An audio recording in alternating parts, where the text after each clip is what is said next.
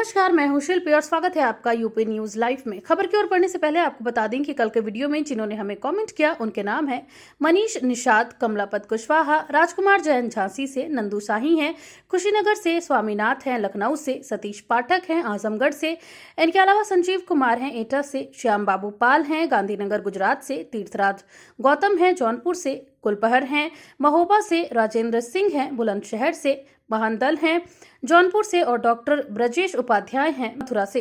अगर आप भी चाहते हैं कि आपका कमेंट आपके नाम के साथ हमारे वीडियो में फीचर हो तो हमें कमेंट करके जरूर बताएं कि आप ये वीडियो कहां से देख रहे हैं और इस वीडियो पे अपनी राय हमें जरूर दें, जहां टॉप कमेंट्स फीचर होंगे हमारे अगले बुलेटिन में। तो अब खबरों में आगे बढ़ते हुए हम सबसे पहले नजर डालेंगे आज की हेडलाइंस पर, फिर जानेंगे खबरों को विस्तार से। पेट्रोल महंगा होने की आशंका से बहराइच में पेट्रोल पंपों पर लगी लंबी कतारें। बदायूं के प्राथमिक विद्यालय में खाना बनाते समय लगी आग, मचा हड़कंप। कानपुर में ऑटो गैंग का आतंक, यात्री से 2 लाख रुपए से ज्यादा की लूट। कानपुर में 233 में से 215 लोगों के खून में क्रोमियम, स्वास्थ्य विभाग सतर्क। आगरा में 2 सिर और 5 पैरों वाले बछड़े का जन्म देखने उमड़ी भीड़। ग्राम प्रधान चुनाव के दौरान लाठीचार्ज, 53 लोगों पर केस दर्ज। तो शुरू करते हैं आज के ताजा बुलेटिन, जिसमें हम जानेंगे यूपी की 25 बड़ी खबरें। लेकिन उससे पहले यूपी और देश दुनिया की तमाम बड़ी खबरों को सबसे पहले जानने के लिए हमारे चैनल को सब्सक्राइब करके बेल आइकन पर जरूर क्लिक कर दें। चलिए अब खबरों को जानते हैं विस्तार से। पेट्रोल महंगा होने की आशंका में बहराइच में पेट्रोल पंपों पर लगी लंबी कतारें। उत्तर प्रदेश के बहराइच में पेट्रोल और डीजल के दाम बढ़ने की आशंका के चलते लोगों में अफरा तफरी का माहौल देखने को मिला। शहर के कई पेट्रोल पंपों पर देर रात से ही वाहनों की लंबी कतारें लग गई। वहीं लोग बड़ी मात्रा में पेट्रोल और डीजल खरीदते नजर आए। कई लोग अपने वाहनों के साथ साथ डिब्बों और बोतलों में भी ईंधन भरवाते दिखे। वहीं स्थानीय लोगों का कहना है कि अंतर्राष्ट्रीय स्तर पर बढ़ते तनाव और कच्चे तेल की कीमतों में संभावित बढ़ोतरी के कारण उन्हें डर है कि आने वाले दिनों में पेट्रोल डीजल महंगा हो सकता है। इसी आशंका के कारण लोग पहले से ही ईंधन जमा करने लगे हैं। हालांकि प्रशासन और पेट्रोल पंप संचालकों ने लोगों से अपील की है कि घबराकर ईंधन की जमाखोरी न करें। अधिकारियों का कहना है कि फिलहाल ईंधन की आपूर्ति सामान्य है और घबराने की कोई जरूरत नहीं है। बदायूं के प्राथमिक विद्यालय में खाना बनाते समय लगी आग, मचा हड़कंप।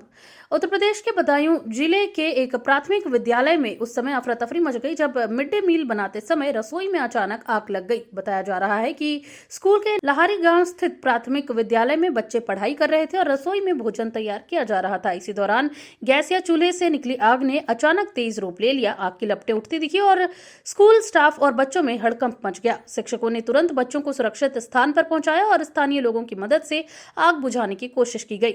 सूचना मिलने पर फायर ब्रिगेड की टीम भी मौके पर पहुंची और आग पर काबू पाया गया। राहत की बात यह रही कि इस घटना में कोई भी बच्चा घायल नहीं हुआ। वहीं प्रशासन ने मामले की जांच शुरू कर दी है और सुरक्षा व्यवस्था को और मजबूत करने के निर्देश दिए गए हैं। ईरान इजराइल तनाव का असर, यूपी में 8 उड़ानें रद्द, 450 से अधिक यात्रियों ने कैंसिल किए टिकट्स। मध्य पूर्व यानी कि मिडिल ईस्ट में बढ़ते युद्ध का तनाव असर अब उत्तर प्रदेश की हवाई सेवाओं पर भी देखने को मिल रहा है। ईरान से जुड़े एयर स्पेस में तनाव के कारण राज्य के कई एयरपोर्ट से संचालित उड़ानों में बाधा आ रही है। जानकारी के अनुसार उत्तर प्रदेश से संचालित कम से कम 8 उड़ानें रद्द कर दी गई हैं। वहीं इन उड़ानों के रद्द होने के बाद यात्रियों में भी अनिश्चितता बढ़ गई है। रिपोर्ट के मुताबिक 450 से अधिक यात्रियों ने अपनी यात्रा रद्द करते हुए टिकट कैंसिल करा दिए हैं। वहीं एयरलाइंस कंपनियों का कहना है कि सुरक्षा कारणों से कुछ रूटों पर फिलहाल उड़ानें रोकी गई हैं। एयरपोर्ट अधिकारियों के अनुसार स्थिति पर लगातार नजर रखी जा रही है और हालात सामान्य होने पर उड़ानों को फिर से शुरू किया जाएगा। यात्रियों से अपील की गई है कि यात्रा से पहले अपनी फ्लाइट का स्टेटस जरूर जांच ले। इलाहाबाद कोर्ट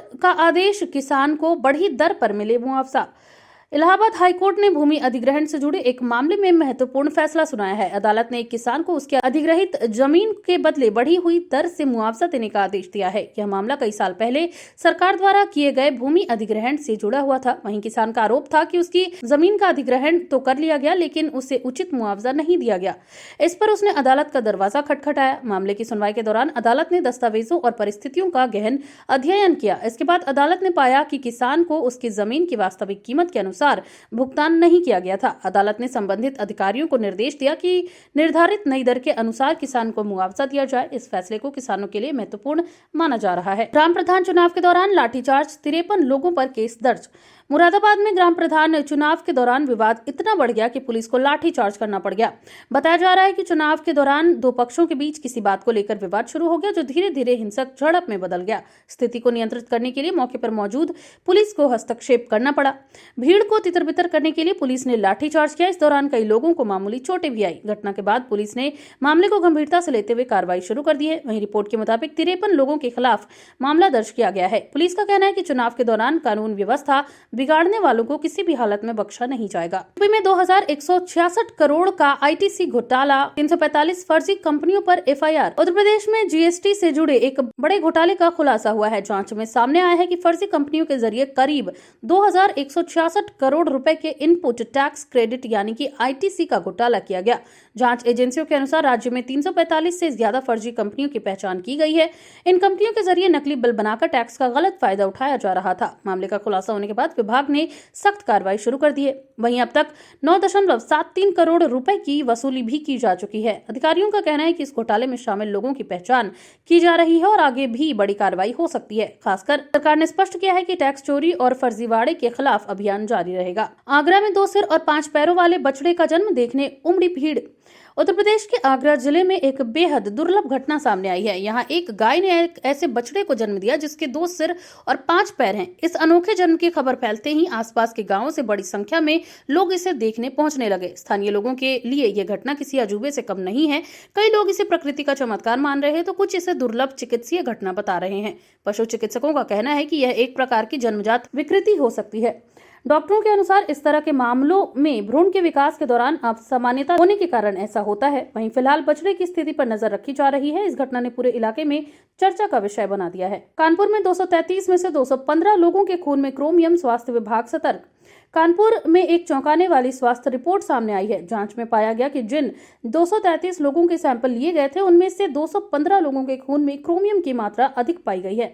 यह स्थिति स्वास्थ्य विभाग के लिए चिंता का विषय बन गई है। वहीं विशेषज्ञों का मानना है कि यह समस्या औद्योगिक प्रदूषण के कारण हो सकती है। कानपुर के कुछ इलाकों में चमड़ा उद्योग और रासायनिक इकाइयों के कारण पर्यावरण प्रदूषण की शिकायतें पहले भी सामने आती रही हैं।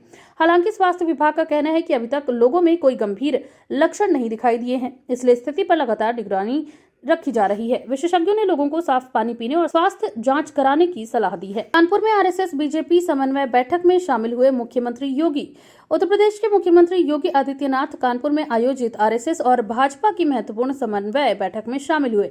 इस बैठक में संगठन और सरकार के बीच तालमेल को मजबूत करने पर चर्चा की गई। बैठक में कई वरिष्ठ नेता और पदाधिकारी मौजूद रहे। बताया जा रहा है कि आगामी राजनीतिक रणनीति, संगठनात्मक मजबूती और सरकार की योजनाओं को जनता तक बेहतर तरीके से पहुंचाने पर भी विचार किया गया। मुख्यमंत्री योगी आदित्यनाथ ने सरकार की उपलब्धियों और विकास कार्यों पर भी चर्चा की। इस बैठक को आगामी चुनावी तैयारियों के संदर्भ में भी महत्वपूर्ण माना जा रहा है। नोएडा इंटरनेशनल एयरपोर्ट को मिली BCAS की सुरक्षा मंजूरी। नोएडा इंटरनेशनल एयरपोर्ट को बड़ी राहत मिली है। एयरपोर्ट को bureau of civil aviation security यानी BCAS से सुरक्षा मंजूरी मिल गई है। यह मंजूरी मिलने के बाद एयरपोर्ट के संचालन की दिशा में एक और महत्वपूर्ण कदम पूरा हो गया है। बताया जा रहा है कि अब जल्द ही एयरपोर्ट को अंतिम लाइसेंस मिलने की प्रक्रिया भी पूरी हो सकती है। इस एयरपोर्ट के शुरू होने से दिल्ली NCR और पश्चिमी उत्तर प्रदेश के लाखों लोगों को फायदा होगा। सरकार का कहना है कि यह एयरपोर्ट क्षेत्र के आर्थिक विकास और रोजगार के नए अवसर पैदा करने में भी अहम भूमिका निभाएगा। वाराणसी में ट्रक मालिकों और RTO की मिलीभगत का खुलासा, ब्याज माफी के नाम पर खेल। वाराणसी में परिवहन विभाग से जुड़ा एक बड़ा मामला सामने आया है जिसमें ट्रक मालिकों और RTO कार्यालय के बीच मिली भगत का खुलासा हुआ है। आरोप है कि बकाया वाहन टैक्स पर लगने वाले ब्याज को माफ कराने के नाम पर नियमों का दुरुपयोग किया जा रहा था। सरकार ने कुछ विशेष परिस्थितियों में RTO प्रशासन को ब्याज साफ माफ करने का अधिकार दिया था, लेकिन जांच में सामने आया कि इस प्रावधान का फायदा उठाकर कुछ ट्रक मालिकों को अनुचित राहत दी गई। बताया जा रहा है कि कुछ मामलों में फाइलों में हेरफेर कर बकाया राशि पर भारी ब्याज माफ कर दिया गया। इसके बदले में अवैध वसूली और लेनदेन की भी आशंका जताई जा रही है। वहीं मामले के सामने आने के बाद परिवहन विभाग में हड़कंप मच गया है। अब उच्च अधिकारियों ने पूरे प्रकरण की जांच शुरू कर दी है और संबंधित दस्तावेजों की पड़ताल की जा रही है। यदि आरोप साबित होते हैं तो संबंधित अधिकारियों और ट्रक मालिकों के खिलाफ सख्त कार्रवाई हो सकती है। तो ये थी आज की तमाम ताजा अपडेट्स। ऐसी और खबरों को जानने के लिए बने रहिए यूपी न्यूज लाइव के साथ। धन्यवाद।